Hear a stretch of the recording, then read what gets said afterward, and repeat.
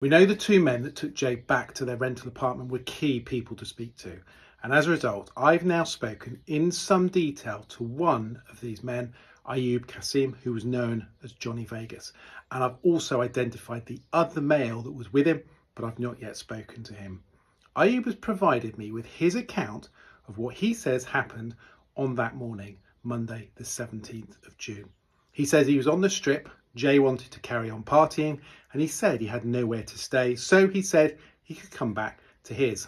They say in the car they played music and chatted before stopping to get a drink at a cafe at a shop just prior to entering the mountains. He says he was driving, his friend was in the passenger seat and Jay was in the back.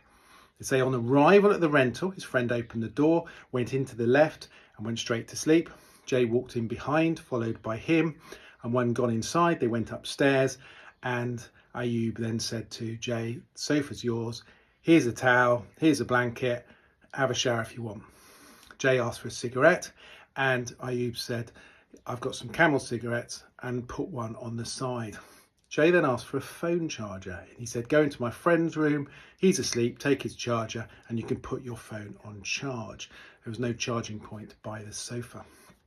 Ayub says he then goes to sleep and he's woken by a buzzer. Ayub says he comes down the stairs. Jay says to him, what's that annoying noise? Which was the doorbell.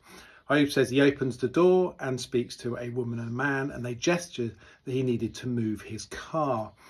Ayub says he gets into his car and he's starting to move it, and he looks in the rearview mirror and he sees Jay talking to a woman. He's got his trainers on, so he's about to leave. Jay then says to Ayub, having moved the car, the woman says, I can get a bus every 10 minutes. And Ayub says, he says to him, mate, just chill out. I'll drop you off in town when I wake up properly. He went, no, I'm hungry. I need to get a scran. And the woman told me I can get a bus every 10 minutes to Los Cristianos. Ayub says, he replies, there's no bus coming. This is my green door. If you need me. He says he shut the door. Jay walks away and he goes back to sleep. He then says he gets a call from a friend of Jay's who says that he's in a ditch somewhere and he's been cut by a cactus. The evidence still strongly supports that Jay left the Airbnb suddenly, walked for 30 minutes before wandering off-road, where at 08:49 and 08:50 on the Monday he dropped a location pin. However, as part of this investigation, we have sought to identify and speak with as many people that Jay had contact with whilst in Tenerife. The result of this digging has opened up an established criminal network with links to drugs, violent crime and theft. You will appreciate that at this stage I cannot expand any further on what we now know. However, at this stage I'm unable to say if this network has anything to do with Jay's disappearance, but remain open-minded as we continue to investigate. I've had no involvement with the physical search. Mine has been the investigation.